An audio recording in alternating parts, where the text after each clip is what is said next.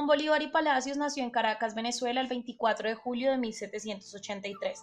Sus padres fueron la dama María Concepción Palacios y el hacendado Juan Vicente Bolívar.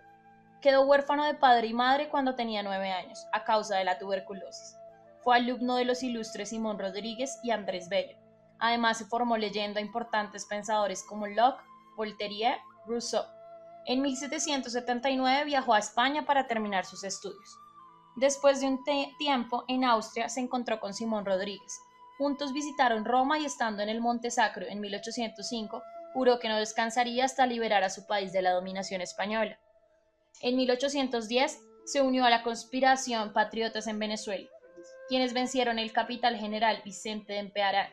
Desde ese momento se convirtió en líder de las principales batallas por la independencia de Nueva Granada, a la que bautizó como República de la Gran Colombia.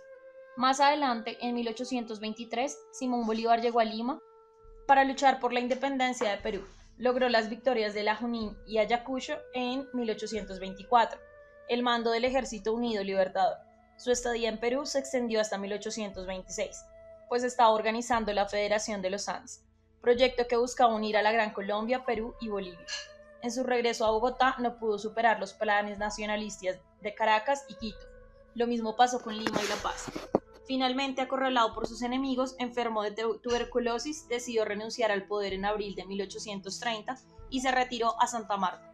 Allí su enfermedad se agravó y murió el 17 de diciembre del mismo año.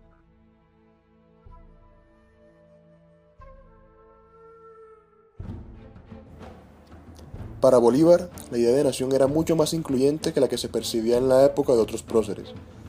Bolívar es consciente de que América era producto del cruce de diferentes culturas y por tanto debía crearse una identidad propia. Como él mismo dijo en la Carta de Jamaica, no somos indios ni europeos, sino una especie de mezcla entre los legítimos propietarios del país y los usurpadores españoles. Asimismo, también incluye a la población afro del continente al decretar la liberación de los esclavos en 1816, diciendo que todo aquel esclavo que luche por la causa de la independencia podría ser libre. En resumen, toda aquella persona que hubiese nacido en América y estuviese dispuesta a luchar por la causa patriótica era considerada como parte de la nación por Simón Bolívar.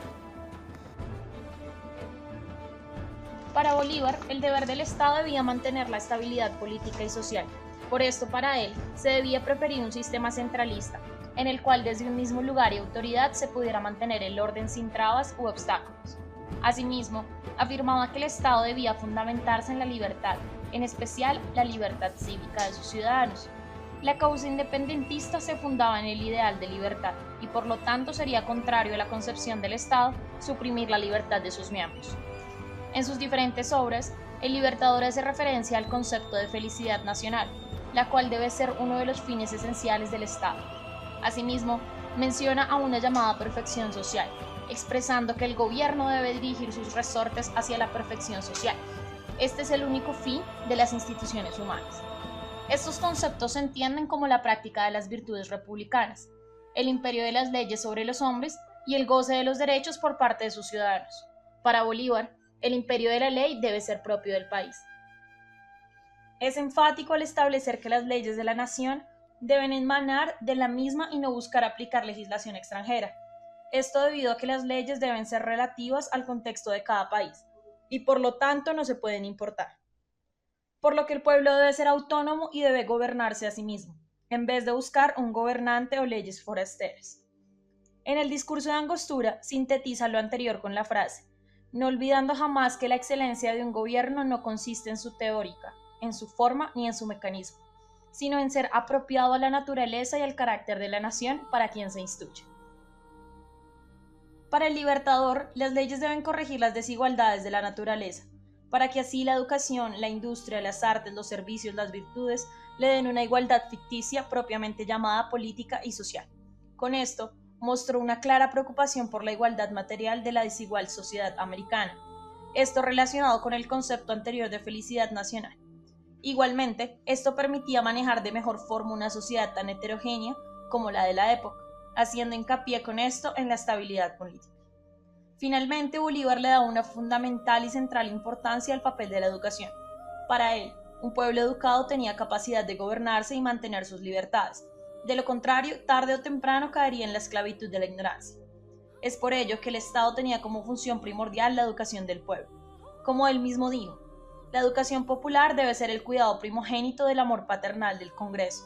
En conclusión, la noción de Estado y gobierno para Simón Bolívar se puede sintetizar en una de sus frases del célebre discurso de Angostura, que dice: el sistema de gobierno más perfecto es aquel que produce mayor suma de felicidad posible, mayor suma de seguridad social y mayor suma de estabilidad política. Desarrollo económico para Simón Bolívar. Hace especial énfasis en las relaciones de producciones serviles y esclavistas, pues consideraba que este tipo de relaciones eran una traba para el desarrollo al no permitir que mano de obra libre aportara al crecimiento económico de las naciones por medio del trabajo asalariado o por medio de impuestos pagados al Estado. Como medidas, Bolívar promulga la abolición de la esclavitud en 1816, la supresión de las relaciones serviles indígenas en 1821 y la implantación del salario. Su modelo de desarrollo económico está ampliamente influenciado por sus conocimientos adquiridos acerca del libre cambio y la economía capitalista. Bolívar consideraba que la única manera de superar el atraso era desligando la nación del poder colonial e integrando económicamente a toda América. De esta forma se evitaba caer en dependencias con otras grandes potencias y se fomentaba la creación de una industria nacional. No obstante, reconocía que América Latina necesitaba de un gran esfuerzo que le proporcionara una reestructuración en su economía política, pues sabía que aún con la independencia la economía todavía seguiría siendo una exportadora minera y agropecuaria, dependiente del mercado mundial.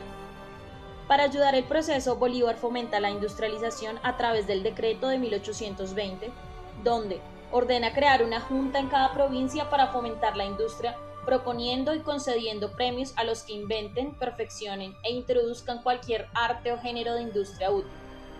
También promueve la modernización agrícola y ganadero por medio del conocimiento que así lo permitiese. Expresa la necesidad de una infraestructura que permitiera el desarrollo de la producción y la distribución, tanto para el mercado interno como para el externo. Además, apoyaba la idea de no intervención estatal en los mercados, a menos que fuese para asegurar el funcionamiento del sistema y la protección de la propiedad privada de los derechos de producción.